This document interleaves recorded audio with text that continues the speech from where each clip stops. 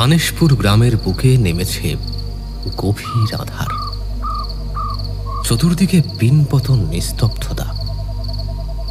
ঝিঁঝি পোকার এক টানা ডাক যেন অন্ধকারের গভীরতাকে আরো বাড়িয়ে তুলেছে।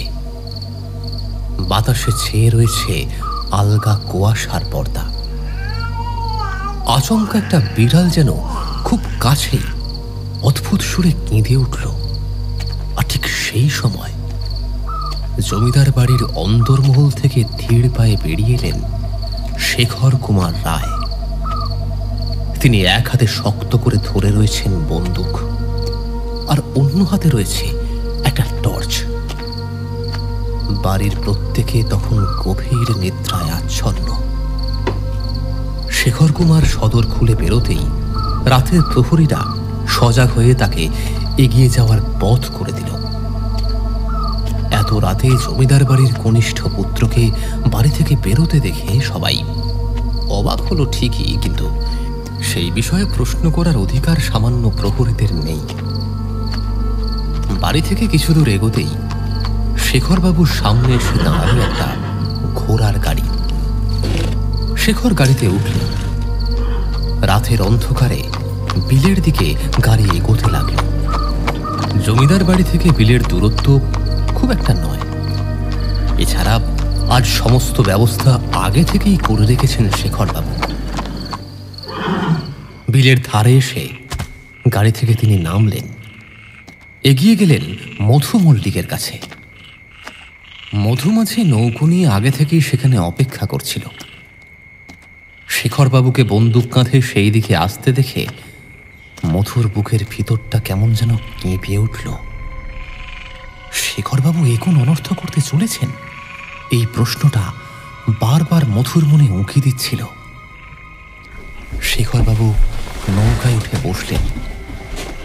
মধু আর কোনো কথা না বলে নৌকো নিয়ে জঙ্গলের দিকে এগোতে থাকল। চারপাশ নিঝুম নিস্তব্ধ। নৌকার গায়ে কেবল জলের হালকা কলকল শব্দ যেন রাতের এই পরিবেশে মাদকতা ছড়িয়ে দিচ্ছে। সাটো বাবু, আপনি কি জঙ্গলে শিকার করতে যাচ্ছেন? মধু এতক্ষণে সাহস করে বলেই ফেলল। শেখরবাবু হেসে বললেন, কেন হে মধু, তোর কি আপত্তি আছে? মধু জিভ কেটে বলল, মানে আগে আপনারে বারণ করার সাধ্য যে আমার নেই সাটো বাবু, কিন্তু এই জঙ্গলে সাঁতুর। আরে রাখ তো তোদের ওই চাতুরের গল্প। গল্প নয় সাটো বাবু, গল্প নয়, এ যে একেবারে হক কথা। যুগ যুগ ধরে সাঁতুর আমাদের রক্ষা করছে। এই জঙ্গলে যদি কেউ কোনো ক্ষতি করে তাইলে তার উপরে বিপদ নেমে আসে বাবু। বিপদ? কেমন বিপদ? সাঁতুর নিজের অগ্নিবাণ দিয়ে তাদের জ্বালিয়ে দেয় বাবু। শেখরবাবু হো হো করে হেসে উঠলেন। তারপর বললেন, তোরা জীবনে দেখেছিস ওই চাতুরকে? সাঁতুরকে যারা দেখে তারা আর বেঁচে থাকে না বাবু।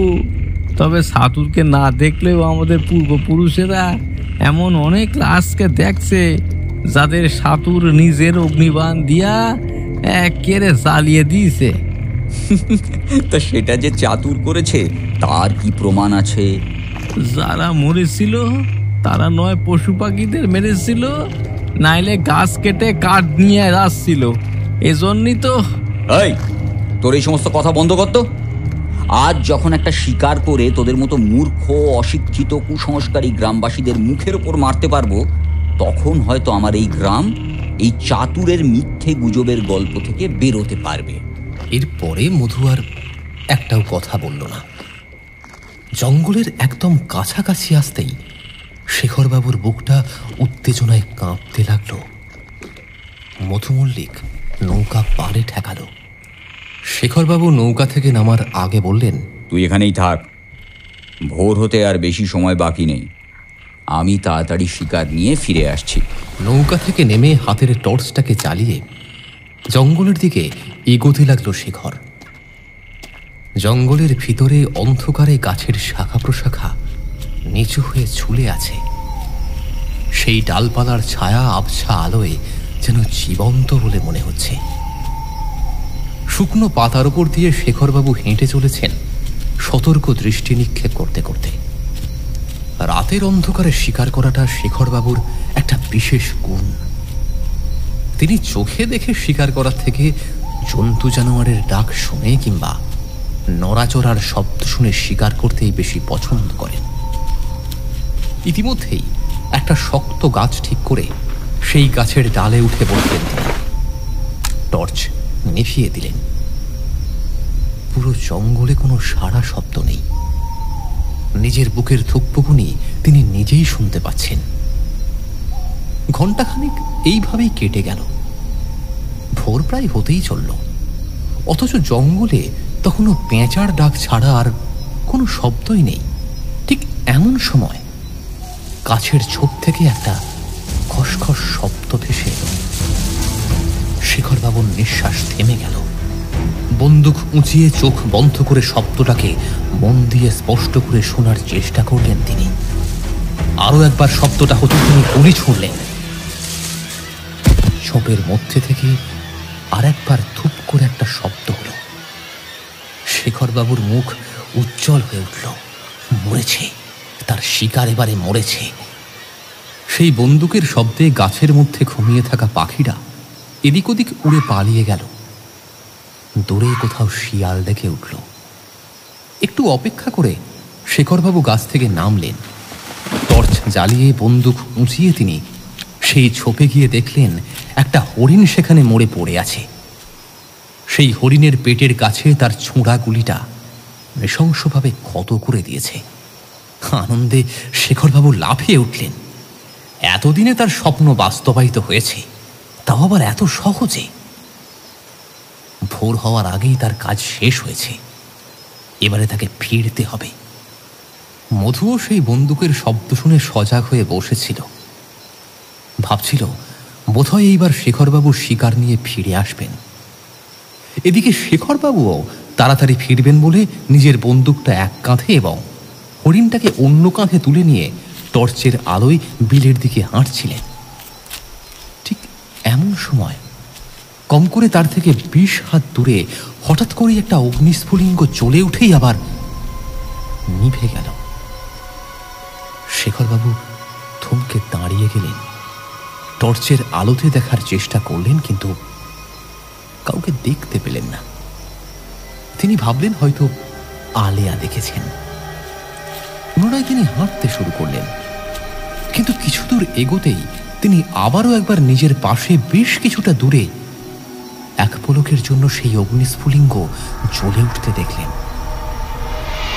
এবারে তার সন্দেহ হল।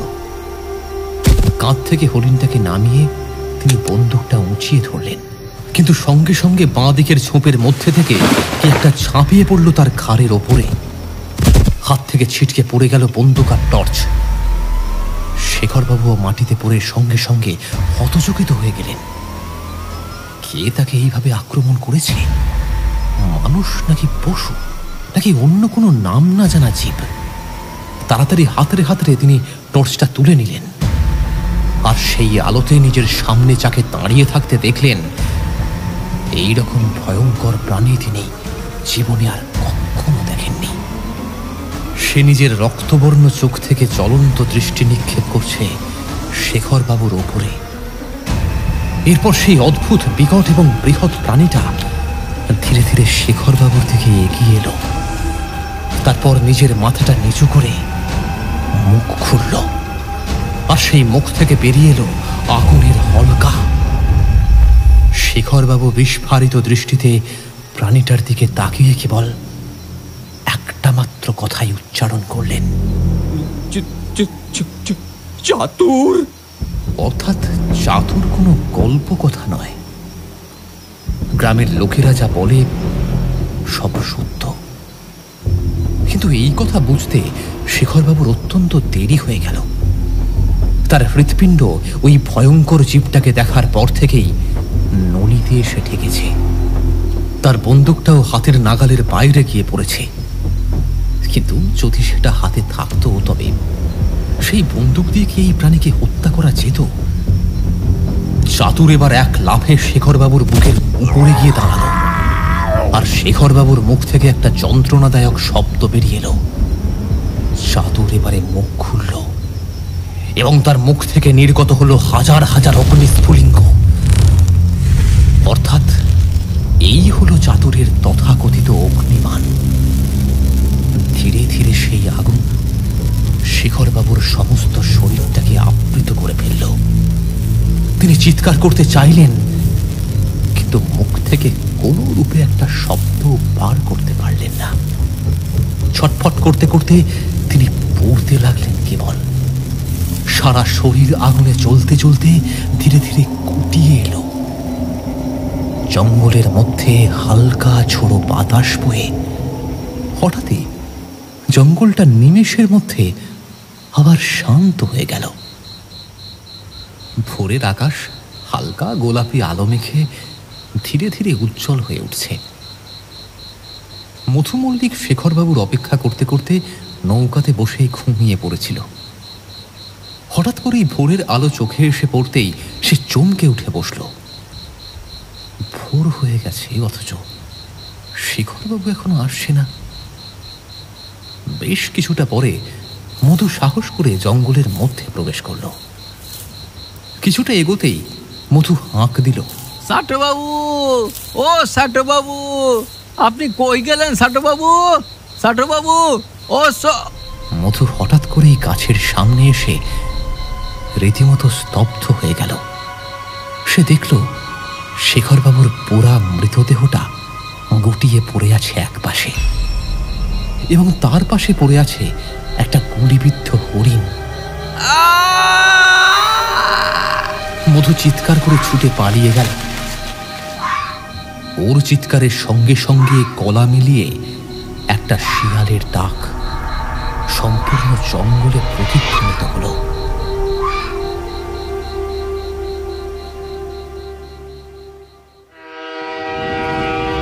সকাল 8:30 ট্রেন এসে থামল ধানেশপুর স্টেশনে। নিত্যানন্দ এবং প্রভাকর কাঁধে ব্যাগ নিয়ে প্ল্যাটফর্মে নামল।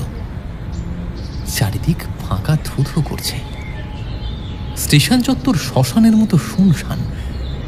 চারিদিকে কোনো জনমানব নেই। যা 2-4জন যাত্রী তাদের সঙ্গে নামলো, তাদের দেখে ওই গ্রামেরই মনে হলো। সুতরাং তারা ট্রেন থেকে নেমে ঝড়ের মতো স্টেশনের বাইরে গিয়ে যেন হাওয়ার মধ্যে মিলিয়ে গেছে। নিত্যানন্দ এবং প্রভাকর স্টেশনের বাইরে এসে দেখল গ্রামের পথেও কোনো লোকজন নেই। এদিক ওদিক তাকিয়ে নিত্যানন্দ বলল, শঙ্করকে দেখতে পাচ্ছি না তো। ও তো নিজেই চিঠিতে বলেছিল ঠিক সময় আমাদের নিতে চলে আসবে। ও আজ পর্যন্ত একদিনও কি সময় মতো কোথাও এসছে তুই বল? কলেজে পড়ার সময়টা তো একবার মনে কর। ওর জন্য কতবার আমাদের সিনেমার শুরুটা মিস করতে হয়েছে বলতো। হেলতে দুলতে জমিদারের ছানা হলের সামনে যতক্ষণে আসতো ততক্ষণে ইন্টারভেল হয়ে যেত।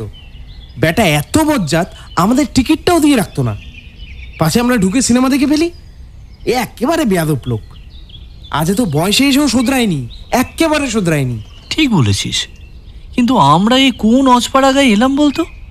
স্টেশন চত্বর এত ফাঁকা হয়? সেটাই তো ভাবছি। কিন্তু দোকানপাট যেখানে নেই তা নয়। এই দেখ না, ওইদিকে একটা চায়ের দোকানের বোর্ড টাঙানো রয়েছে, রাজুর চায়ের দোকান। হ্যাঁ, আর ওইদিকে তো একটা সেলুনও আছে দেখছি, কিন্তু সবই তো বন্ধ। এখান থেকে লোকালয় কত দূর? শঙ্কর তো বলেছিল ওদের বাড়ি স্টেশন থেকে অনেকটাই দূর। তবে চাপ কিসের, ওর তো গাড়ি আছে। সেই কোন ভোরে বেরিয়েছি, আর শরীর সঙ্গ দেয় বলতো? আরে বাবা, নিজে না আসুক, গাড়িটা তো কাউকে দিয়ে পাঠিয়ে দিতে পারে। ঠিক এমন সময় দূর থেকে ঘর ঘর করে চাকার শব্দ শোনা গেল। ওরা দুজনেই চোখ সরু করে সেই দিকে তাকিয়ে দেখলো একটা বড় জিপ স্টেশনের দিকেই এগিয়ে আসছে। জিপটা একটু কাছে আসতেই বোঝা গেল সেটা চালাচ্ছে শঙ্কর। নিত্যানন্দ এবং প্রভাকর পরস্পরের দিকে তাকিয়ে একটা স্বস্তির নিঃশ্বাস ফেলল। জিপ এসে ওদের সামনে থামল। শঙ্কর বলল, নে, জলদি উঠে পড়। হ্যাঁ রে, তোর কি একটুও লজ্জা নেই? একে তো দেরি করে এলি, তার উপর এসে জমিদারি রোয়াব দেখাচ্ছিস। আগে ক্ষমা চা, না হলে যাবোই না তোর সঙ্গে। নেক্সট ট্রেন ধরে সোজা বাড়ি ফিরে যাব। প্রভাকর একটু গলা ছেড়ে নিয়ে নিত্যানন্দের দিকে তাকিয়ে বলল, নিত্য রে, বলছি নেক্সট ট্রেন কিন্তু সন্ধে 6টার আগে আসবে না, হ্যাঁ? নিত্যানন্দ ঘাড় নেড়ে শঙ্করের দিকে তাকিয়ে বলল, শেষবারের জন্য তোকে আমি ক্ষমা করে দিলাম। পরে যদি আর দেরি করেছিস না, তখন আমার থেকে খারাপ আর কেউ হবে না, এই বলে দিলাম। চল প্রভু, গাড়িতে উঠে পড়। দুজনেই মালপত্র নিয়ে জিপে উঠে বসতেই শঙ্কর জিপ স্টার্ট দিয়ে এগিয়ে চলল গ্রামের দিকে। শীতকালের কুয়াশার চাদর ভেদ করে চারপাশের গাছপালায় ভরা সবুজ প্রকৃতির মধ্যে দিয়ে আধো সমতল রাস্তা দিয়ে খড়খড় শব্দে গাড়ি এগিয়ে চলেছে। নিত্যানন্দ শঙ্করের পাশেই বসেছিল। দূরের রাস্তা দেখতে দেখতে সে শঙ্করকে প্রশ্ন করল, আচ্ছা, তোদের গ্রাম এত ফাঁকা কেন রে? জনবসতি কম নাকি এখানে? শঙ্কর পথ থেকে দৃষ্টি না সরিয়েই বলল, খুব জনবসতি নেই বটে, তবে যতটা কম তোরা ভাবছিস ততটা কম নয়। আসলে আমাদের গ্রামে আজ একটা পুজো আছে, কিন্তু তোরা আসবি বলে আর যাইনি।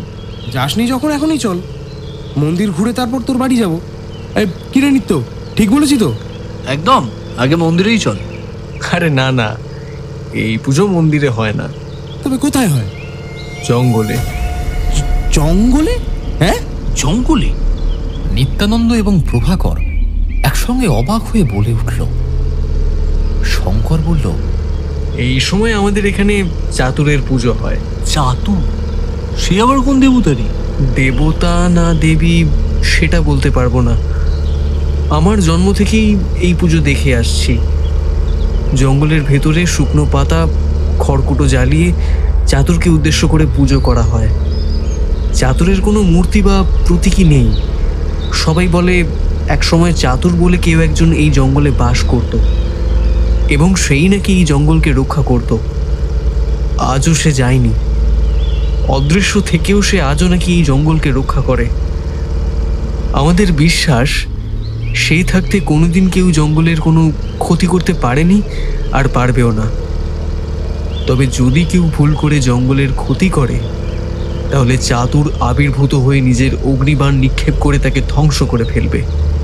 এই জন্যই তো আজও এই বিশেষ দিনে জঙ্গলের রক্ষাকর্তা চাতুরের পুজো করা হয়। যত আজগুবি কথা। এই কোনো প্রমাণ আছে এসবের? শুনেছি আমার বাবার কাকা শেখর কুমার রায় নাকি এই চাতুরের হাতেই মারা যান। উনি শিকারী ছিলেন না? তুই একবার বলেছিলি ওনার কথা। সে যে শিকারী ছিলেন না, মস্ত বড় শিকারী ছিলেন। তিনি দেশের বিভিন্ন জায়গায় শিকার করেছিলেন। দুটো শিকার কাহিনীও লিখেছিলেন তিনি। কিন্তু শেষ বয়সে এসে তিনি একটা ভুল সিদ্ধান্ত নিয়ে ফেললেন। কোন সিদ্ধান্ত? তিনি একেবারেই কুসংস্কারে বিশ্বাসী ছিলেন না, তাই চাতুরের ব্যাপারটাও তিনি বিশ্বাস করতেন না। নিজের 3 নম্বর শিকার কাহিনী লিখতে গিয়ে তার মনে হয় তার নিজের গ্রামে এত বড় জঙ্গল থাকতে সেখানে গিয়ে একটা বারও শিকার না করলে নিজেকে শিকারী সম্বোধন করতে তার লজ্জা করবে। পরবর্তীকালে সমালোচকরা এই বিষয় নাকি লোকের মনে সন্দেহের বীজ বপন করতে পারে। সুতরাং এই অঞ্চলে একটা বন মোড়ক হলেও তিনি শিকার করবেন। যেমন ভাবা তেমন কাজ। এক রাতে তিনি সকলের থেকে লুকিয়ে বন্দুক হাতে নিয়ে বেরিয়ে পড়লেন। ধানেশপুরের জঙ্গলে যেতে হলে এক বিল পেরিয়ে যেতে হয়। তিনি একজন মাঝির সাহায্যে বিল পেরিয়ে জঙ্গলে গেলেন ঠিকই, তাকে বলে গিয়েছিলেন ভোর হলেই তিনি ফিরে আসবেন, কিন্তু ভোর হবার পরেও তিনি ফিরে আসলেন না। এই দেখে মাঝি নিজেই জঙ্গলে প্রবেশ করে দেখতে পেলেন আমার কাকার মৃতদেহ। আগুনের তাপে তার দেহ ঝলসে গিয়ে মাটিতে কুণ্ডলি পাকিয়ে পড়েছিল। কাকার ঠিক পাশেই মরে পড়েছিল একটা হরিণ। সেই হরিণের গুলিবিদ্ধ দেহ দেখে বোঝাই যাচ্ছিল যে এই কাজ কাকাই করেছেন। কিন্তু কাকার এই কাজের পরিণাম দেখার পর চাতুরের প্রতি বিশ্বাস এখানকার লোকেদের মনে আরো বেশি করে গেঁথে যায়। নাহলে তোরাই ভাব, একটা জলজ্যান্ত লোক জঙ্গলে ঢুকে ওরকম বিভৎসভাবে কি করে পড়ে যায়? হোক না হোক এই শাস্তি তাকে চাতুরি দিয়েছিল। নিত্যানন্দ সব শুনে বলল, হয়তো তোর কাকার সঙ্গে আগুন জ্বালানোর সরঞ্জাম ছিল। অত রাতে জঙ্গলে যাচ্ছিলেন বলে হয়তো খড়কুটো জ্বালানোর জন্য দেশলাই নিয়ে গিয়েছিলেন। তারপর অসাবধান হয়ে পড়াতে তার গায়ে আগুন লেগে গেছে। এক্ষেত্রে তোরা অযথাই চাতুরের গল্পটা ভাবছিস হয়তো। যিনি এত বছরে এত জায়গায় কোনোদিনও অসাবধান হয়নি, তিনি এখানে এসে শিকার করতে গিয়ে অসাবধান হয়ে পড়বেন? তার মানে তুই চাতুরের কথা বিশ্বাস করিস, তাই তো? হ্যাঁ, করি। ঠিক এমন সময় ওদের চোখে পড়ল একটা বিশাল জলাশয়। তীরে দুটো নৌকাও নোঙরে বাঁধা আছে। শঙ্কর গাড়ি থামিয়ে বলল, এই হলো সেই বিল। আর ওই দূরে, ওই পারে রয়েছে চাতুরের জঙ্গল। এখান থেকে তোর বাড়ি কি অনেক দূরে? না না, কাছেই তো। কেন? চল না তাহলে ওই পারে যাই। নৌকা তো রয়েছেই, মাঝি দুজন বসেও গুলতানি করছে। এই সুযোগে নৌকা ভ্রমণও হয়ে যাবে আর তোদের চাতুরের পুজো দেখাও হয়ে যাবে। কিন্তু এখন তোরা ওখানে যাবি? এতটা রাস্তা ধকল করে এলি। প্রভাকর শঙ্করের কাঁধে চাপড় মেরে বলল, চল চল না, নতুন ধরনের একটা পুজো দেখতে পাবো। এমনিতে এখানে দেখার আর কি বা আছে বলতো? বেশ, তোরা যখন বলছিস চল। গাড়িটা একপাশে রেখে ওরা তিনজন এগিয়ে গেল বিলের দিকে। নৌকা থেকে একজন মাঝি হাত নাড়িয়ে শঙ্করকে বলল, কি শঙ্কর বাবু, যাবেন না কি পুজো দেখতে? হ্যাঁ, আমি আমার এই তিনজন বন্ধুকে নিয়ে যাব। আসেন বাবু, আসেন আসেন, এক্ষুনি নিয়ে যাচ্ছি। পুজো পেরায় শেষের দিকে। শঙ্কর, নিত্যানন্দ এবং প্রভাকর নৌকায় উঠে বসল। নৌকা জঙ্গলের দিকে এগিয়ে চলল। সোনালি রোদ পরে বিলের জল এমনভাবে চকমক করছে যেন মনে হচ্ছে কেউ বস্তা বস্তা অভ্র ফেলে দিয়েছে জলে। জলের কলকল শব্দ এবং আকাশে উড়ে যাওয়া পাখিদের কোলাহল এই গ্রামের পরিবেশকে আরো সুন্দর, আরো মনোরম করে তুলেছে। নিত্যানন্দ এবং প্রভাকর মুগ্ধ হয়ে এই পরিবেশ উপভোগ করছিল। নৌকা জঙ্গলের কাছে পৌঁছতেই ওরা শুনতে পেল বাজনার শব্দ। ঢাক, খঞ্জনি, আরো কত রকমের বাজনা যে একসঙ্গে বাজছে তা বোঝার উপায় নেই। শঙ্কর জঙ্গলের দিকে তাকিয়ে বলল, এই তো পুজো চলছে এখনো। মাঝি ভাই, তাড়াতাড়ি নিয়ে চলো। আগে বাবু। জঙ্গলের মধ্যে ঢুকে পড়ল শঙ্কর, নিত্যানন্দ এবং প্রভাকর। বাজনার শব্দ তখনও স্পষ্টভাবে শোনা যাচ্ছে। নিত্যানন্দ বলল, আচ্ছা, তোদের এই জঙ্গলে হিংস্র জন্তু জানোয়ার তেমন নেই তো? মানে কোনো অস্ত্র সঙ্গে নেই তো? তাই ঠিক বলেছিস তো, এটা তো আগে খেয়াল করে দেখিনি।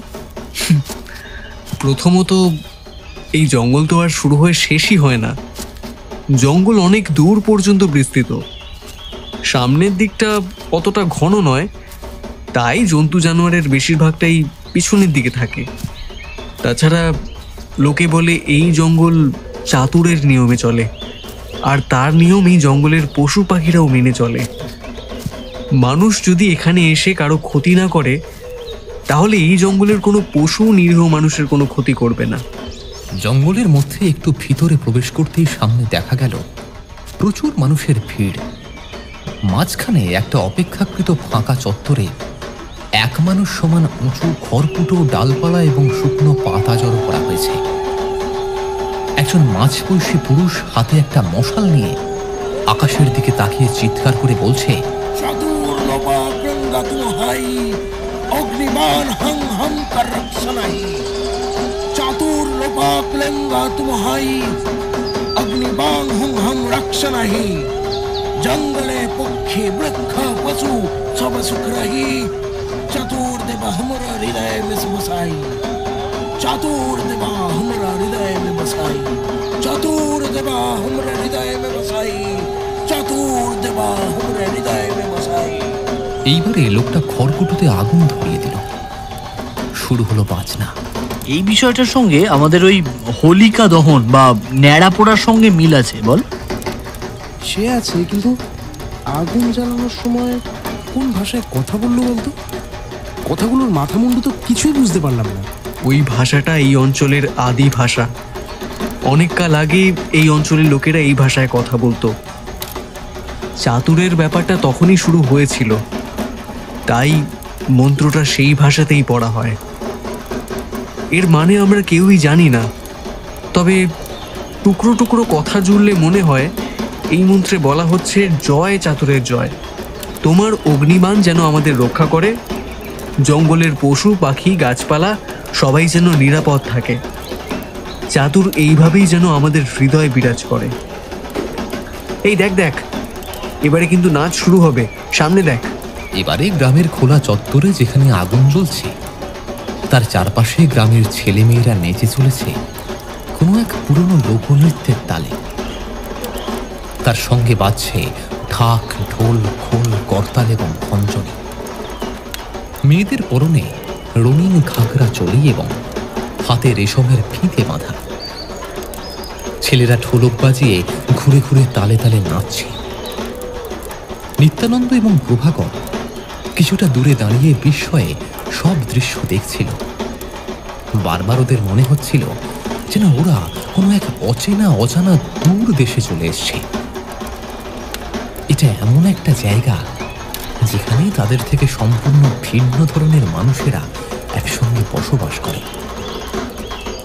নাচ শেষ হতে না হতেই শঙ্কর বলল, এই এবারে চল, আমরা বেরিয়ে পড়ি, বেলাও হচ্ছে, বাড়িতে তোদের বৌদি আমাদের জন্যই অপেক্ষা করছে। ওরা তিনজনে নৌকায় উঠে বসল এবং বিলের এপারে এসে নামল। এরপরে জিপে চেপে মিনিট 10 পথ পেরিয়েই ওরা পৌঁছল ধানেশপুর গ্রামের প্রাচীন এবং সুসজ্জিত জমিদার বাড়িতে। ফটক পার করে জিপ এসে থামল গাড়ি বারান্দায়। সঙ্গে সঙ্গে বাড়ির ভিতর থেকে ভৃত্যস্থানীয় দুজন মাঝবয়সী লোক বেরিয়ে এসে জিপ থেকে ব্যাগপত্র তুলে নিয়ে বাড়ির ভিতরে নিয়ে গেল। শঙ্কর বলল, আয় ভেতরে আয়। বড় কাঠের দরজা পেরিয়ে শঙ্করের সঙ্গে ভিতরে প্রবেশ করল নিত্যানন্দ এবং প্রভাকর। বাড়ির ভিতর থেকে ভেসে আসছে আতরের গন্ধ। মজবুত এবং হালকা ঘিয়ে রঙের দেওয়ালে সারি সারি তৈলচিত্রের ওপর নজর পড়ল নিত্যানন্দের। অন্য পাশে প্রভাকর মেঝেতে ছকছকে সাদা কালো মার্বেল এবং তার উপরে বিছানো দামি লাল রঙের কার্পেট দেখতে ব্যস্ত। বাড়ির ছাদ থেকে নেমে আসছে একটা বিলিতি ঝাড়বাতি। একটা লম্বা সেগুন কাঠের তৈরি টেবিলের ওপরে রাখা আছে দামি ফুলদানি, যার মধ্যে সবে সবে সুগন্ধি ফুল সাজিয়ে রাখা হয়েছে। প্রভাকর এইভাবে দেখে নিত্যানন্দের কানের কাছে মুখটা নিয়ে গিয়ে বলল, আরে কলেজে পড়ার সময় তো জানতাম না যে শঙ্কর এত বড় বাড়ির ছেলে। ঠিক বলেছিস, আমি তো ভাবতাম ও মিথ্যে কথা বলতো, যে ওর বাবার জমিদার ছিলেন এক সময়, কিন্তু এখানে এসে বুঝলাম ফ্যাটা সব সত্যিই বলতো। আরে আমাদের তাতে কি দোষ বলতো? ওর মুখটা দেখলেই কেমন কেমন সন্দেহ হতো না? আরে ওই জন্যই তো বিশ্বাস করতাম না। আপনারা এসেছেন ঠাকুরপো? কথাটা এলো অন্য পাশ থেকে। একজন 24-25 বছরের মেয়ে শঙ্করের দিকে এগিয়ে এসে বলল, কি গো, তোমার বন্ধুদের সঙ্গে আলাপ করিয়ে দাও, ওনারা তো আমায় চিনতেই পারছেন না। ও আমার বড় বউ মীনাক্ষী, আর এই হলো নিত্য মানে নিত্যানন্দ, আর এই হলো প্রভু মানে প্রভাকর। মীনাক্ষী নমস্কার করে বলল, আপনাদের এখানে আসতে এত দেরি হলো যে? হ্যাঁ, আসলে এখানে আসার সময় ওদের চাতুরের পুজো দেখিয়ে আনলাম। ও আচ্ছা আচ্ছা, ভালো করেছেন। এই গ্রামে এই সময় ওই পুজোটা ছাড়া আর দেখার মতো আছেই বাকি। আপনারা এখন একটু ঘরে গিয়ে বিশ্রাম নিন, দুপুরের খাবার তৈরি হয়ে গেছে, আমি একটু পরেই আপনাদের ডেকে নেব। শঙ্কর ওদেরকে দোতলার দীর্ঘ করিডোর পার করে একটা বিশাল ঘরের মধ্যে নিয়ে এলো। সেই ঘরে ওদের ব্যাগপত্র আগে থেকেই রেখে দেওয়া হয়েছে। ঘরের মধ্যে বিরাট পালঙ্কতে বসে পড়ল প্রভাকর। নিত্যানন্দ জানলা দিয়ে বাইরের দৃশ্য দেখতে লাগলো। এই ঘর থেকে বিলটা দেখা যাচ্ছে, ওই জঙ্গলটাও অস্পষ্টভাবে দেখা যাচ্ছে। শঙ্কর হেসে বলল, দুপুরের খাওয়া দাওয়া সেরে তোদের আমি বাবার কাকার ঘরে নিয়ে যাব। ওখানে তার লেখা বই থেকে শুরু করে তার শিকারের বন্দুক অবধি সব দেখতে পাবি। তোর বাবার আর কাকার পর আর এই পরিবারে কেউ স্বীকার করেনি? করেছেন তো, আমার বাবা করেছেন, তবে একা নয়। তাছাড়া আমি নিজেও বন্দুক চালাতে পারি, তবে শিকারের শখ নেই আমার। বাবা, তোর এত গুণের কথা তো জানতাম না আমরা। আচ্ছা, তোরা এবারে স্নান সেরে জামা কাপড় বদলে নে, আমি নিচে তোদের খাবারটার ব্যবস্থা দেখে আসি। সারাদিনের ধকলে প্রভাকর এবং নিত্যানন্দের খুব খিদেও পেয়েছিল বটে। ওরা নিচে আসতেই মীনাক্ষী ওদের আসন পেতে দিল।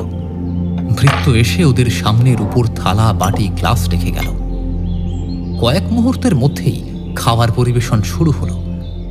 প্রথমে এলো সাদা বাসমতি চালের ভাত এবং শুক্তো, তারপরে তেঁতুলের ডাল, বেগুন ভাজা, আলু ভাজা, লাউ চিংড়ি, আলু পোস্ত। পরের পদে পরিবেশিত হলো কাতলা মাছের কালিয়া, চিংড়ি মাছের মালাইকারি। রান্নার স্বাদ অসাধারণ। মীনাক্ষী বলল, এইসব রান্নার আদেশ করেছে আপনাদের বন্ধু। আপনারা আসবেন বলে সে সকাল সকাল বাজার দোকান করে এনে নিজে হাতে আমার রান্নার জোগাড়েও আমায় সাহায্য করেছেন। প্রভাকর খেতে খেতে বলল, শঙ্কর এমনিতেই খাওয়াতে খুব ভালোবাসে। তাছাড়া আপনি যা রেঁধেছেন বৌদি, এমন স্বাদের খাবার সত্যি সত্যি কোথাও খাইনি। এরপরে চাটনি, পায়েস, দই এবং মিষ্টি শেষ করে ওরা বেনারসি মিষ্টি পান মুখে দিল।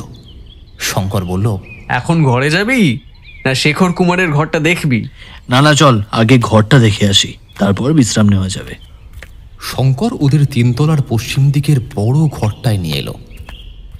ওরা সেই ঘরে প্রবেশ করে দেখল ঘরের দেওয়াল জুড়ে সাজানো রয়েছে নানান ধরনের ট্রফি। জানলার ধারে ঝুলছে কয়েকটা পুরনো রাইফেল, যেমন 303 ডাবল ব্যারেল। আর একটা প্রাচীন ব্রিটিশ রাইফেলও রয়েছে, যেটা নাকি শেখর কুমার রায়ের ঠাকুরদাদার আমলের। এক কোণে একটা কাঠের আলমারির ভেতরে বন্দুকের গুলি, দূরবীন, ছুরি এবং তার লেখা দুটো বইও রাখা আছে। তার সঙ্গে রয়েছে একটা হলদেটে মানচিত্র। শেখর কুমার রায় এই মানচিত্রে নিজের শিকারের ক্ষেত্রগুলোর পাশে লাল চিহ্ন দিয়ে রাখতেন। এছাড়া মেঝেতে পাতা রয়েছে একটা চিতাবাঘের চামড়া দিয়ে তৈরি কার্পেট। ঠিক সামনের দেওয়ালে টাঙানো রয়েছে একটা বড় তৈলচিত্র। শেখর কুমার রায় স্বয়ং ওই ছবির কেন্দ্রবিন্দু। তার পরনে রয়েছে খাঁকি পোশাক, কোমরে চামড়ার বেল্ট, মাথায় টুপি এবং হাতে ডাবল ব্যারেল বন্দুক। চোখে তীক্ষ্ণ দৃষ্টি দিয়ে তিনি তাকিয়ে রয়েছেন সামনের দিকে। তার পা রাখা আছে একটা মৃত হরিণের গায়ে। নিত্যানন্দ বলল, খুব কঠিন স্বভাবের মানুষ ছিলেন বলে মনে হচ্ছে। যেমন কঠিন তেমনি নিষ্ঠুর। নিজের শিকারী জীবনে কত ধরনের যে পাখি মেরেছেন সেটা গুণে শেষ করা যাবে না। বাকি শিকারের কথা নাই বা বললাম। আচ্ছা যাক, চল এবার একটু ছাদে নিয়ে যাই তোদের। তারপরে ছাদে উঠতেই ওদের চোখ জুড়িয়ে গেল। সূর্য তখন ধীরে ধীরে অস্ত যাচ্ছে। নীরব দিগন্তের রং ধীরে ধীরে সোনালি হয়ে উঠছে। ছাদ থেকে সেই বিলটা সম্পূর্ণ দেখা যাচ্ছে।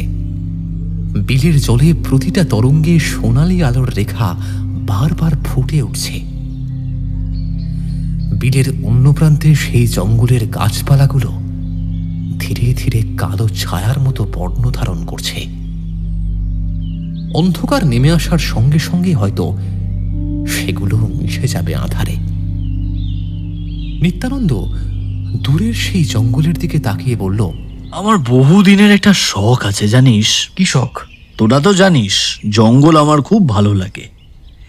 আমার অনেক দিনের ইচ্ছে জঙ্গলে একটা রাতে আমি তাঁবু খাটিয়ে থাকবো। বিয়ের আগে মাত্র একবারই সেই সুযোগ হয়েছে, তবে বিয়ের পর থেকে বউকে নিয়ে সমুদ্র ছাড়া আর কোথাও যাওয়া হয়নি। শখ যখন আছে এখানেই পুরো করে নে। এখানে? আমাদের শঙ্কর তোর এইটুকু ইচ্ছা পুরো করতে পারবে না? কিরে, যেখানে ওর বাড়ির সামনেই এত বড় জঙ্গল রয়েছে। শঙ্কর কিন্তু কিন্তু করে বলল, দেখ, আজ পর্যন্ত ওই জঙ্গলে রাতে কেউ তাঁবু খাটিয়ে থাকেনি। তবে মাঝে মাঝে মাঝিরা নৌকা নিয়ে ওইদিকে গিয়ে মদটদ খায়, কোনোদিন কারো ক্ষতি হয়নি। এছাড়া আমাদের চাতুরের জন্য ওই জঙ্গল একেবারে বিপদমুক্ত বলেই ধরা হয়। তাহলে তো কোনো কথাই নেই, এই বাড়িই তাহলে একটা ছোট্ট করে ক্যাম্পিং করা যাক, বুঝলি?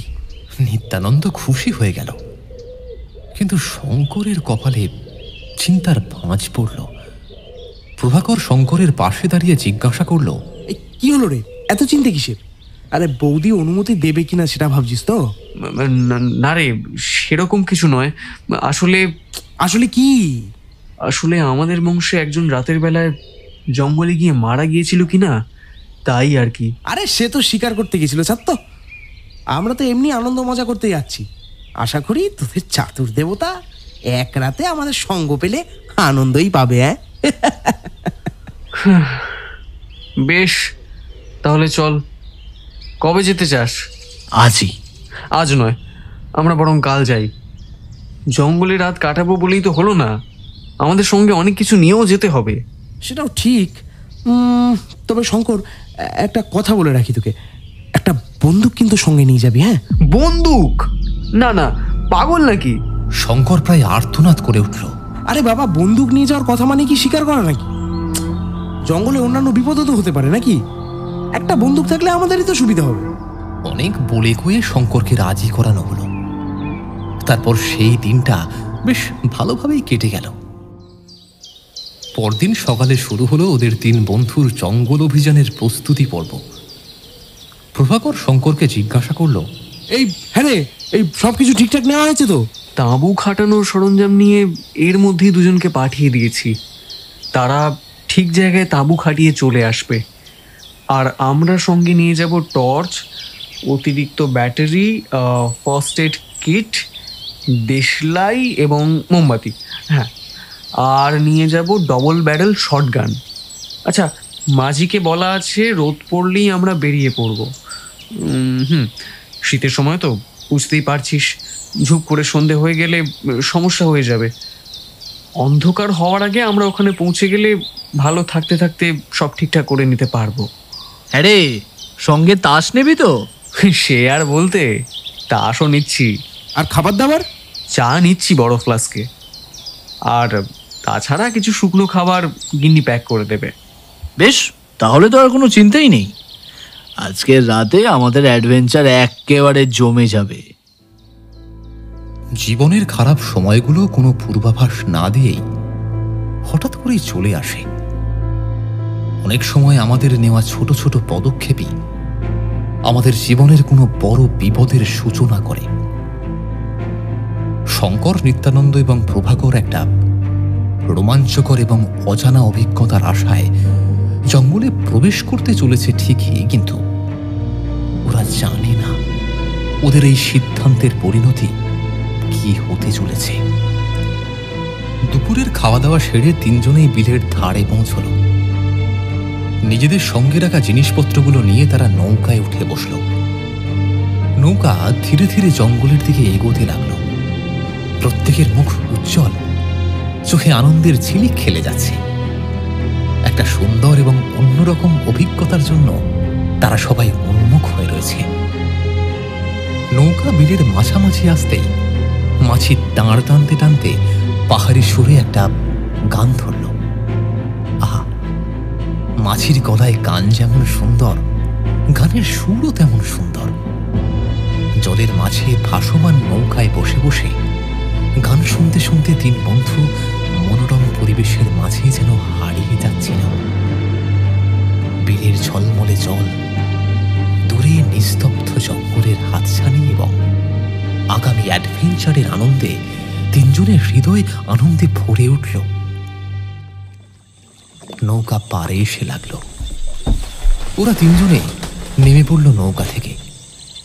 শঙ্কর মাঝির উদ্দেশ্যে বলল, তুই চলে যা, কাল কিন্তু ভোর ভোর আমাদের নিতে চলে আসবি। আগে বাবু, বলে মাঝি ফিরে গেল। ওরা জঙ্গলের ভিতরে প্রবেশ করল। ঘড়িতে তখন 3:30 মতো বাজে। সূর্য ধীরে ধীরে ঢলে পড়ছে। গাছের পাতার ফাঁক দিয়ে নরম সোনালি আলো ছিটকে পড়ছে। গাছপালার ছায়া দীর্ঘ হয়ে পড়েছে শুকনো মাটির ওপরে। পাখিরা কিচিরমিচির করে বাসায় ফিরছে।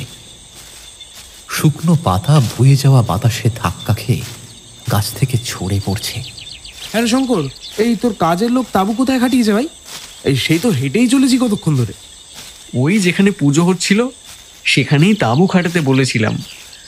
আর একটুখানি গেলেই পেয়ে যাব, বেশিক্ষণের পথ নেই আর।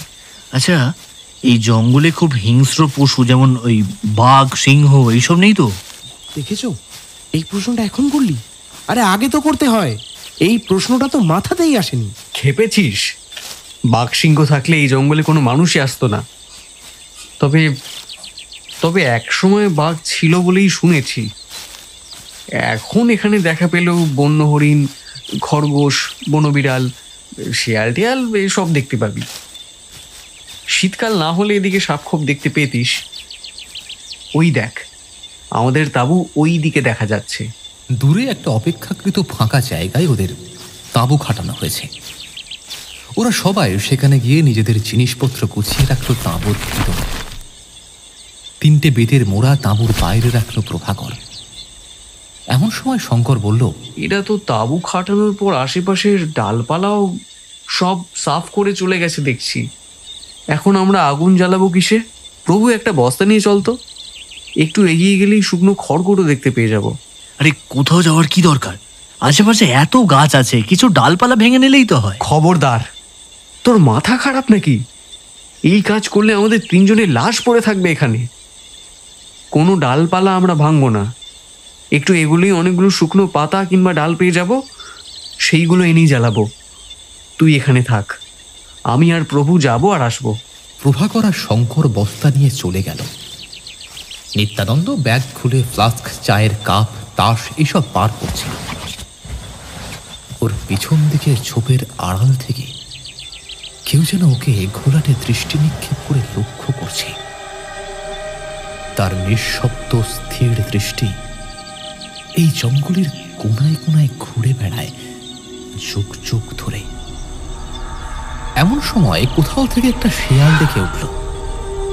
সেই শব্দে নিত্যানন্দ চমকে উঠল। মুখ দিয়ে মৃদু একটা আর্তনাদ বেরিয়ে এলো, আর সঙ্গে সঙ্গে ছোপটা যেন কেঁপে উঠল, যেন কেউ তাড়াহুড়ো করে সরে গেল সেইখান থেকে। নিত্যানন্দ সেই দিকে তাকিয়ে তড়াক করে উঠে দাঁড়িয়ে পড়ল। কেউ কি এতক্ষণ ধরে ওর উপরে নজর রাখছিল? কিন্তু কে? ওই দিকে তো ওর বন্ধুরা যায়নি। তবে কি কোনো জন্তু টন্তু রয়েছে ওই দিকে? মুহূর্তের মধ্যে প্রভাকর আর শঙ্কর বস্তা ভর্তি খড়কুটো নিয়ে ফিরে এলো সেখানে। নিত্যানন্দ কিছুক্ষণ চুপ করে রইল। তারপর নিজের মনের অস্বস্তিটাকে চাপা দিয়ে নিজেকে সামলে নিল। বন্ধুদের আর কিছু বলল না। সন্ধ্যা নেমেছে। জঙ্গলের চারদিক ধীরে ধীরে কালো অন্ধকারে ঢেকে গেছে। শুধু তাঁবুর সামনে আগুন জ্বলছে ঠিক ঠিক করে। ওই আলোয় আশেপাশের গাছপালাগুলোর ছায়াগুলো যেন আরো অধিক ঘন বলে মনে হচ্ছে। আগুনের চারপাশে 3 বন্ধু বসে তাস খেলছে আর গল্প করছে। ছেঁচি পোকার ডাক এক নাগারে শোনা যাচ্ছিল। হাওয়ায় গাছের শুকনো পাতারা সরসর শব্দে মাটিতে ঝরে পড়ছে। দূর থেকে অজানা কোনো পাখির ডাক শোনা যাচ্ছে। মাঝে মাঝে শিয়ালের ডাকও ভেসে আসছে। আগুনের লালচে আলোয় 3 বন্ধু একে অপরকে স্পষ্ট করে দেখতে পাচ্ছে। বেশ কয়েকদান খেলার পরে নিত্যানন্দ বিরক্ত মুখে তাসগুলো মাটিতে ছুঁড়ে ফেলে দিয়ে বলল, তো একবারও জিততে পারছি না, এ বাজে দাস। নাচ না জানলে উঠোন বাঁকা। এই কি বলি রে ফিসফিস করে? কিছুই না, একটু চা হলে ভালো হয় না এখন? সঙ্গে একটু বিস্কুট। হ্যাঁ দাঁড়া, আমি চা দিচ্ছি। শঙ্কর, তুই কাপগুলো বের কর। আর নিত্য, আমি কোনো কাজ করতে পারবো না। এই বলে উঠে দাঁড়িয়ে পড়ল নিত্যানন্দ। আমি এখন একটু ওই ঝোপের ধারে যাব। এই সময় ঝোপের ধারে গিয়ে কি করতে পারি? নে নে, তোরা চা ঢাল, আমি আসছি। দেখিস ভাই, বেশি দূরে যাস না। আরে না না, কাছেই থাকবো। আরে না না, খুব কাছেও থাকিস না, আমাদের এই সারা রাত তাঁবুতেই কাটাতে হবে। এত কাছাকাছি কিছু করবি না, বলে দিলাম কিন্তু। হাতে টর্চটা নিয়ে নিত্যানন্দ ধীরে ধীরে এগিয়ে গেল জঙ্গলের ভিতরে। রাতের আকাশে এক ফালি চাঁদ উঠেছে। তার ম্লান আলোয় জঙ্গলের গাছপালাগুলো ধূসর ছায়ার মতো দাঁড়িয়ে রয়েছে। হালকা কুয়াশা নেমেছে, ঠান্ডাও বাড়ছে। গাছের পাতার উপরে টুপটুপ করে শিশির পড়ছে। নিত্যানন্দ বেশি দূরে যায়নি, তবে যতটা গেছে সেইখান থেকে তাদের বন্ধুদের দেখা যাচ্ছে না, কেবল ওদের গলার আওয়াজটুকুই শুনতে পাচ্ছে সে।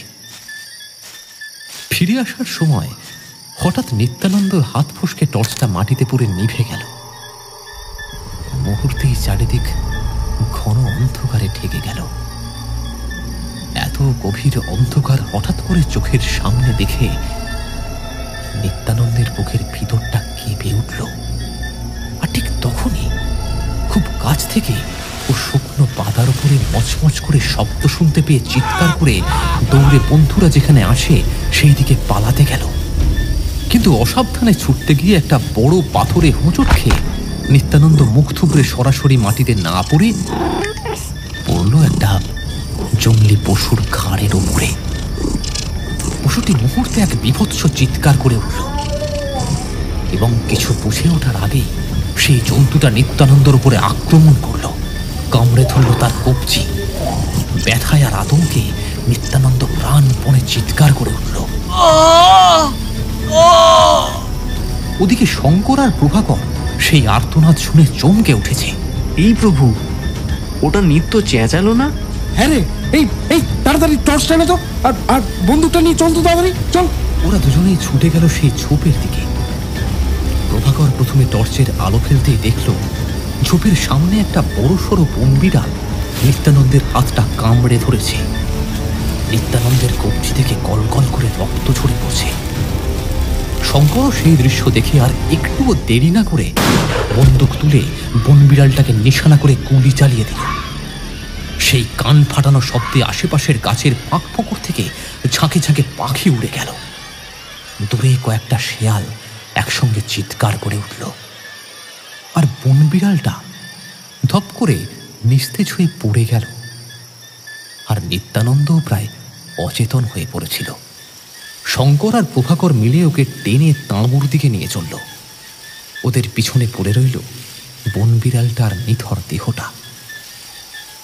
পুনরায় চারদিক নিস্তব্ধ হয়ে গেল। আর ঠিক তখনই ছায়ার আড়াল থেকে কেউ ধীরে ধীরে এগিয়ে এলো সেই মৃত প্রাণীটার দিকে। কঠোর দৃষ্টি নিক্ষেপ করে সেই তিনজন মানুষের দিকে সে তাকালো।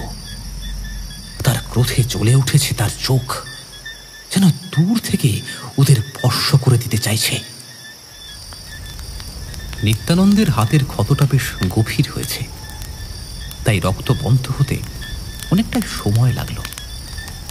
শঙ্কর ওর হাতে ব্যান্ডেজ করে দিল। নিত্যানন্দের মুখ ফ্যাকাশে হয়ে গেছে এবং নিঃশ্বাস ভারী হয়ে গেছে। শরীরে আর জোর না পেয়ে ও বারবার অজ্ঞান হয়ে যাচ্ছে। শেষমেশ তাকে তাঁবুর ভিতরে শুইয়ে দিল ওরা। এরপরে শঙ্কর এবং প্রভাকর বাইরে এসে আগুনের পাশে বসে পড়ল। শঙ্কর নিঃশব্দে মাথা নিচু করে দুই হাতে মুখ ঢেকে রেখেছে, যেন নিজের চোখের সামনে ঘটে যাওয়া ঘটনাটা ও এখনো মেনে নিতে পারছে না। যে কাজটা কোনোদিনও সে করার কথা স্বপ্নেও ভাবেনি, ভাগ্যের পরিহাসে আজকে সেটাই তাকে করতে হলো। চাতুরের এই জঙ্গলে, যেখানে একসময় ওর পূর্বপুরুষ এই একই ভুল করে প্রাণ হারিয়েছিল, আর সেই একই ভুল করল সে নিজেই। প্রভাকর শঙ্করের কাঁধে হাত রেখে বলল, এই তুই এত ভাবিস না, তোর কোনো দোষ ছিল না। তুই জেনে বুঝে কোনো প্রাণী হত্যা করিসনি। তাছাড়া ওই চাতুরের ব্যাপারটা একটা গুজব, একদম গুজব, বিশ্বাস কর। যেটা জানিস না সেটা নিয়ে কোনো কথা বলিস না। চাতুর রয়েছে, আর ওর হাত থেকে আমায় আজ আর কেউ বাঁচাতে পারবে না। আমিও আমার কাকার মতো শেষ হয়ে যাব। কথা বলতে বলতে শঙ্করের গলাটা কেঁপে উঠল। আমি অবাক হয়ে যাচ্ছি, তুই একটা শিক্ষিত ছেলে হয়ে এই সব বিষয়ে শুধু বিশ্বাস করছিস না, বরং বিশ্বাস করে দুশ্চিন্তা করছিস। চাতুর আমায় মেরে ফেলবে চাতুর। আমিও চলে যাব, আমিও চলে যাব। আমার এখানে আসাই উচিত হয়নি। তোদের জন্য আমি এখানে এলাম, আর তোদের জন্যই আমি মরবো। চল না, আমরা পালিয়ে যাই, চল না। প্রভাকর শঙ্করের দুই কাঁধ ধরে ঝাঁকিয়ে বলল, বাজে বকবি না শঙ্কর, একদম বাজে বকবি না। মাথা ঠান্ডা কর। আমি তোকে বলছি, শোন, তোর কিচ্ছু হবে না, ঠিক আছে? কিচ্ছু হবে না তোর। তুই যা করেছিস সেটা শুধুমাত্র একজনের প্রাণ বাঁচানোর জন্য করেছিস। তাছাড়া চাতুর বলে কিচ্ছু নেই, সেটা তোকে মানতে হবে। এছাড়া এটা শুধুমাত্র একটা গ্রাম্য গুজব, এছাড়া কিচ্ছু না। পৃথিবীর সব গ্রামে এরকম কিছু না কিছু একটা গুজব রয়েছে, এসব মেনে এত চিন্তা করিস না। শঙ্কর ব্যস্ত হয়ে উঠে দাঁড়িয়ে বলল, আমি বাড়ি যাব, আমায় বাড়ি নিয়ে চল। বলেই শঙ্কর ছুটে পালাতে গেল। প্রভাকর ওকে ধরে বলল, কোথায় যাচ্ছিস তুই? বিলের দিকে যাব, আমি বাড়ি যাব। পাগলামি করিস না, একদম পাগলামি করিস না। বিলে কোনো নৌকা নেই, তুই নিজেই তো মাঝিকে পাঠিয়ে দিলি। আমরা কাল ভোরের আগে ফিরতে পারবো না এখান থেকে। শঙ্কর ধূপ করে মাটিতে বসে পড়ল। প্রভাকর শান্ত গলায় বলল, আমাদের এখন নিত্যকে নিয়ে ভাবা উচিত। ওর অবস্থা কিন্তু ভালো নয়। মুখ থুবড়ে পড়ে থুতনি কেটেছে, মাথা অল্প ফেটেছে, তার উপর ওই বন্য বিড়ালটা কামড়েছে। কাল তোর বাড়ি থেকে আমাদের খুব তাড়াতাড়ি বেরিয়ে পড়তে হবে, বুঝলি? শহরে ফিরে ওর চিকিৎসার ব্যবস্থাটা করতে হবে। আগে বাড়ি ফিরতে পারি, তারপর তো। শঙ্করের কথা শেষ হওয়ার আগেই দূরে একটা ঝোপের আড়ালে হঠাৎ করেই এক ঝলক আলো জ্বলে উঠেই আবার নিভে গেল। শঙ্কর আর প্রভাকর একসঙ্গে সেই দিকে চমকে তাকালো। না, কোথাও কেউই নেই। প্রভাকর টর্চ জ্বালিয়ে আলো ফেলল, কিন্তু আলোয় যত দূর পর্যন্ত দেখা গেল তত দূর কাউকে দেখা গেল না। চারপাশ নিঝুম নিস্তব্ধ। শঙ্কর নিচু গলায় বলল, ওই দিকে একটা আলোর ঝলক দেখা গেল না? তাই হলো, কে জানে, আমাদের চোখের ভুলও হতে পারে। যাচ্ছে না এখানে, কি মরতে যে এখানে এসেছিলাম জানি না। কথা শেষ হতে না হতেই আবারও সেই ঝোপের মধ্যে থেকে একটা আগুনের শিখা জ্বলে উঠল, তারপর হঠাৎ করেই আবার নিভে গেল। শঙ্কর চিৎকার করে বলে উঠল, ওই দেখ, আগুন! ওদিকে আগুন জ্বলে নিভে গেল। প্রভাকর টর্চের আলোটা ফেলল, কিন্তু কিছুই দেখতে পেল না। প্রভাকর বলল, আরে আলোয় বোধ হয়। শঙ্কর মুখ নিচু করে কাঁপা গলায় বলল, না, আলেয়া নয়। এবারে চাতুরের অগ্নিবাণ থেকে কেউ আমাকে বাঁচাতে পারবে না, কেউ না। রাত তখন গভীর। তাঁবুর বাইরে বসে গভীর চিন্তায় ডুবে রয়েছে শঙ্কর। প্রভাকর নিভু নিভু আগুনের দিকে তাকিয়ে বসে আছে। শুকনো পাতা, ডালপালা আর একটু অবশিষ্ট নেই যা দিয়ে আগুন কিছুক্ষণের জন্য জ্বালিয়ে রাখা যাবে। রাত ক্রমশ বাড়ছে। জঙ্গলের পরিবেশও থমথমে হয়ে আসছে। মাঝে মাঝে নিত্যানন্দের জ্ঞান ফিরলেও আবারও যন্ত্রণায় কোকিয়ে উঠে সে জ্ঞান হারিয়ে ফেলছে। দুঃস্বপ্নের মতোই রাতটা কাটার অপেক্ষাতে ওরা সবাই আছে। আগুন প্রায় নিভে আসছে। এই দেখে প্রভাকর বলল, শঙ্কর তুই তাঁবুতে ঢুকে কি বস, আমি যাই। আমি একটু খড়কুটো শুকনো ডালপালা যা পাই নিয়ে আসি, না হলে কিছুক্ষণের মধ্যেই আগুনটা নিভে যাবে, তখন আবার আরেক ঝামেলা। শঙ্কর তাড়াতাড়ি মুখ তুলে প্রভাকরের দিকে তাকিয়ে বলল, যাস না ওইদিকে প্রভু। চাতুর কিন্তু আমাদের উপর নজর রাখছে, যে কোনো সময় কিন্তু। আরে রাখতো তুই, খালি চাতুর চাতুর চাতুর চাতুর কতবার করে বলছি, এগুলো গুজব ছাড়া আর কিছু নয়। তুই একটু আগে ওই জিনিসটা দেখেও বিশ্বাস করছিলি না যে চাতুর চলে এসেছে এখানে। এই কি দেখেছি আমরা? হ্যাঁ, কি দেখেছি? ওই আলোটা? আরে ওটা আলেয়া। আলেয়া কোনো অলৌকিক ঘটনা নয়। জলাভূমি বা পচা জলীয় জায়গা থেকে নির্গত গ্যাস বাতাসে অক্সিজেনের সংস্পর্শে এসে নিজের থেকেই জ্বলে ওঠে ওটা। তখন দূর থেকে দেখলে মনে হয় যে ওটা অন্ধকারের মধ্যে হঠাৎ করে একটা আলো জ্বলে উঠলো, কিংবা আগুন জ্বলে উঠেই নিভে গেল। লজ্জা লাগছে আমার শঙ্কর, লজ্জা লাগছে। তোর মতন এত ব্রাইট একজন বিজ্ঞানের ছাত্রকে আমার আলেয়া বোঝাতে হচ্ছে। ওটা আলেয়া ছিল না, ওটা চাতুরের অগ্নিবাণ ছিল। ঠিক আছে, আমি যাব। তোর অদৃশ্য চাতুরের ওই অগ্নিমানের ভয়ে আমি অন্তত এখানকার আগুন নিভে যাওয়া অবধি অপেক্ষা করতে পারবো না, বুঝেছিস? এই বলে প্রভাকর হাতে একটা টর্চ নিয়ে আর একটা বস্তা নিয়ে খড়কুটো আনতে চলে গেল। শুকনো পাতা ডালপালা তুলে তুলে সে বস্তায় ভরছিল। এমন সময় হঠাৎ করে পিছন থেকে একটা শব্দ ভেসে এলো, যেন খসখস করে কিছু একটা নড়ে উঠল। প্রভাকর পিছনে টর্চ ফেলে দেখল, কিন্তু আশেপাশে কাউকে দেখতে পেল না। সে একটু থেমে চারপাশ দেখে প্রভাকর আবারও কাজে মন দিল। কিছুক্ষণ পরে আবার সেই শব্দ হলো, অথচ এবারে শব্দটা এলো একটু কাছ থেকে। প্রভাকর বিরক্ত হয়ে বলল, কি ওখানে? এই শঙ্কর এলি নাকি? না, কোনো উত্তর নেই। একেবারে থমথমে পরিবেশ। এইবারে প্রভাকরের বুকের ভেতরটা ঠিপ ঠিপ করে উঠল, কেমন যেন একটা অস্বস্তি দেখা দিল। বস্তাটা কাঁধে নিয়ে ফিরে আসার জন্য হাঁটতে শুরু করলো প্রভাকর। আর ঠিক সেই সময় দূরে কোথাও এক ফালি আলো জ্বলে উঠল। আবার থমকে গেল প্রভাকর। চমকে তার হাতের বস্তাটা মাটিতে পড়ে গেল। শটান টর্চের আলো ফেলল সেই দিকে। আর আলো পড়তেই প্রভাকর দেখল দূরে ঝোপের মধ্যে লাল দুটো জলজলে চোখ ওর দিকেই তাকিয়ে আছে। গলা শুকিয়ে গেল প্রভাকরের, হাত পা ঠক ঠক করে কাঁপছে। সেই জ্বলন্ত দুটো চোখ ধীরে ধীরে তার দিকে এগিয়ে আসছে। এক পা করে পিছিয়ে যাচ্ছিল প্রভাকর, এবং কিছু দূর যেতেই সে হোঁচট খেয়ে মাটিতে পড়ে গেল। আর হাতে ধরা টর্চের আলোয় সে দেখতে পেল একটা বিশাল আকৃতির বিকট জীব ধীরে ধীরে এগিয়ে আসছে প্রভাকরের দিকে। তার চোখ দুটো আগুনের মতো লাল। প্রাণীটা ধীরে ধীরে প্রভাকরের সামনে এসে থামল। এইরকম বিকট প্রাণী নিজের চোখের সামনে দেখে প্রভাকরের মুখ থেকে একটাও কথা বের হলো না। বিস্ফারিত দৃষ্টিতে তাকিয়ে রইল সাক্ষাৎ মৃত্যুর দিকে। তবে কি এই সেই চাতুর যার কথা এতক্ষণ ধরে শঙ্কর বলছিল? কিন্তু এটা যে একটা... আর ভাবতে পারল না প্রভাকর। সামনে দাঁড়ানো প্রাণীটা নিজের মুখটা খুলল, আর সেই মুখ থেকে বের হলো হাজার হাজার আগুনের হলকা। সেই আগুনের হলকা এসে পড়ল প্রভাকরের গায়ে। মুহূর্তের মধ্যে ওর পরনের পোশাকে সেই আগুন ধরে গেল।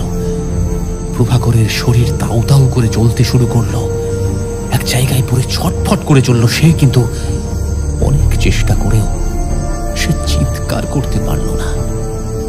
ধীরে ধীরে সেই জঙ্গলের মধ্যে অসহায় প্রভাকরের শরীরটা আগুনের দাপটে পড়তে পড়তে ক্রমাগত টিয়ে যেতে লাগলো। তাঁবুর ভেতরে থাকতে থাকতে শঙ্করের সামান্য চোখ লেগে গিয়েছিল। হঠাৎ করেই এক শেয়ালের হাহাকারে তার ঘুমটা ভেঙে গেল। ধর্মর করে উঠে বসল সে। নিত্যানন্দ তখনও ঘুমিয়ে রয়েছে, কিন্তু প্রভাকর তো এখনো আসেনি। তাড়াতাড়ি করে তাঁবু থেকে বেরিয়ে এলো শঙ্কর। চারিদিক নিস্তব্ধ। আগুনের আলো প্রায় নিভু নিভু হয়ে এসছে।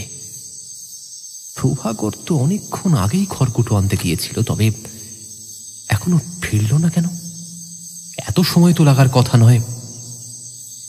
সন্দেহ আর আতঙ্কে শঙ্কর বন্দুকটা তার হাতে নিল।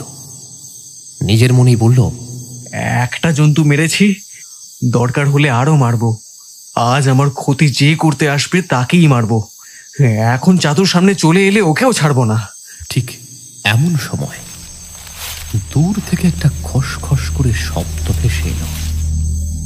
প্রায় নিভে যাওয়া আলোয় স্পষ্ট কিছু দেখা না গেলেও শঙ্কর অনুভব করছে কেউ খুব কাছ থেকেই ওর উপর নজর রাখছে। খসখস শব্দটা আবারও হলো, এবার একটু কাছ থেকে। বন্দুকটা উঁচিয়ে শঙ্কর তাকালো সামনের দিকে।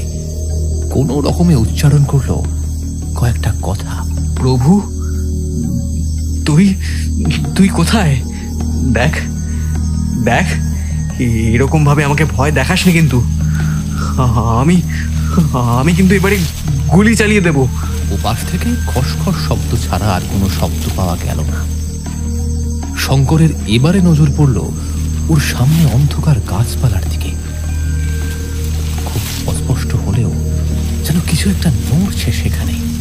শঙ্কর বন্দুক উপর দিকে তুলে একটা গুলি ছুঁড়তে ঝোপের মধ্যে থেকে একটা শেয়াল বেরিয়ে আবার অন্য পাশের ঝোপের মধ্যে ঢুকে গেল। ও শেয়াল!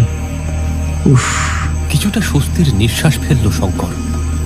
না, আর ওইদিকে দাঁড়িয়ে থাকা উচিত হবে না।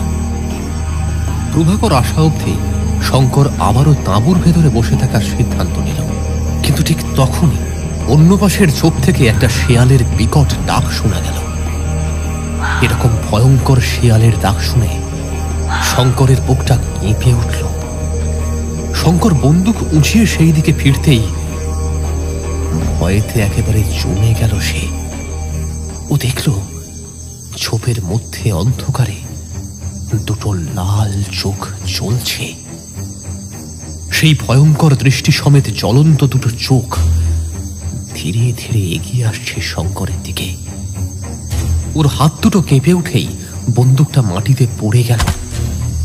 প্রায় নিভু নিভু আলোয় শঙ্কর দেখল একটু আগে দেখা সেই শেয়ালটা তার দিকে এগিয়ে আসছে। কিন্তু এই শেয়াল যে আর আগের মতো নেই। ওর দেহের আকৃতি ধীরে ধীরে শঙ্করের চোখের সামনে বৃদ্ধি পাচ্ছে। লোমগুলো খাড়া হয়ে আসছে। চোখ দুটো আগুনের মতো জ্বলছে তার। হঠাৎ করে শেয়ালটা মুখ তুলে ডাকলো, আর তার সঙ্গে সঙ্গে তার মুখ থেকে বেরিয়ে এলো আগুনের হলকা। শঙ্করের চোখ ছানা বড়া হয়ে গেল। এটা কি দেখছে ও? একটা শিয়ালের মুখ থেকে আগুনের হলকা বেরোয় কি করে? এই শিয়াল তো আর তাহলে সাধারণ শিয়াল নয়। তবে কি এটাই সেই চাতুর? যুগ যুগ ধরে ধানেশপুরের লোকেরা যার গল্প শুনে এসছে, যাকে জঙ্গলের দেবতা হিসেবে মেনে এসছে, যে জঙ্গলের একমাত্র রক্ষাকর্তা, সে আর কেউ নয়, পশুদের মধ্যে সবচেয়ে বুদ্ধিমান আর চতুর প্রাণী শিয়াল, যাকে এখানে চাতুর বলে সম্বোধন করা হয়েছে। ভয়েতে কাঁপতে কাঁপতে শঙ্কর ধীরে ধীরে তাঁবুর দিকে পিছুতে লাগলো। ইতিমধ্যে নিত্যানন্দ কোনো রকমে তাঁবু থেকে বেরিয়ে এসে সামনে ওই দৃশ্য দেখে প্রস্তর মূর্তির মতো দাঁড়িয়ে রইল। শঙ্কর ওর পাশে এসে দাঁড়াতেই চাতুর এক লাফে ওদের সামনে এসে দাঁড়ালো। শঙ্কর আর নিত্যানন্দ চমকে উঠে পালাতে গিয়ে তাঁবু টাবু নিয়ে একসঙ্গে হুড়মুড় করে জড়িয়ে পড়ল একসাথে। চাতুর যেন উল্লাসিত হয়ে ডেকে উঠল। তার মুখ থেকে নির্গত আগুন দাউ দাউ করে জ্বলে উঠল। তাঁবুর কাপড় জড়িয়ে গিয়ে নিত্যানন্দ আর শঙ্কর ছটফট করে চলল। কিন্তু চাতুরের অগ্নিবাণ ততক্ষণে আষ্টে পৃষ্ঠে তাদের চেপে ধরেছে। দাউ দাউ করে জ্বলে উঠল গোটা তাঁবুটা। কিন্তু ভিতর থেকে কোনো চিৎকার শোনা গেল না। চাতুর দাঁড়িয়ে রইল জ্বলন্ত তাঁবুর সামনে। আগুনের প্রতিফলনে তার চোখ দুটো আরো উজ্জ্বল, আরো রক্তিম হয়ে উঠল। এই আগুনের ঝলকের সঙ্গে সঙ্গে যেন চাতুর ন্যায় বিচারের কার্য সম্পন্ন করল। যারা জঙ্গলের ক্ষতি করবে তারা কেউই রেহাই পাবে না। এই নিয়মের অন্যথা আজও হল না। আকাশের এক ফালি চাঁদের দিকে মুখ তুলে চাতুর পুনরায় দীর্ঘ স্বরে ডেকে উঠল। তারপর সেই অন্ধকার ধোঁয়া আর আগুনের আলোর মধ্য থেকে জঙ্গলের বাতাসে ধীরে ধীরে মিলিয়ে যেতে লাগলো সেই শেয়ালের অর্থাৎ চাতুরের বিশাল দেহ। পরদিন সকালে মাঝি নৌকা নিয়ে এলো বিলের ধারে। শঙ্কর, নিত্যানন্দ এবং প্রভাকরকে ঠিক সময় মতোই নিতে এসেছিল সে। কিন্তু অনেকক্ষণ অপেক্ষা করার পরেও যখন তাদের তিনজনের মধ্যে কেউই এলো না, তখন মাঝি চিন্তিত হয়ে জঙ্গলের ভিতরে ঢুকে পড়ল। আর তারপর